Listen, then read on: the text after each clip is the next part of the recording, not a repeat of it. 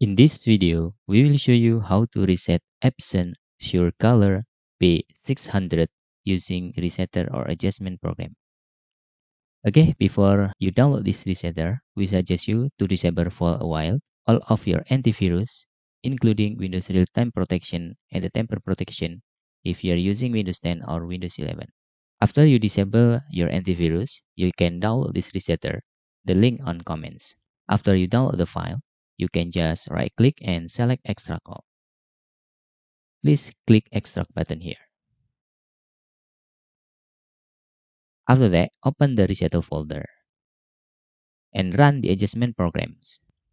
For the first time, when you use these resetter or adjustment programs, maybe you ask for the password of the txt file. So you can just open the txt file to see the password.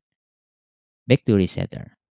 After you open the resetter, you can click particular adjustment mode button and select washing pad counter and click OK. Please tick on the two pad counter option here. After that, you can click check button.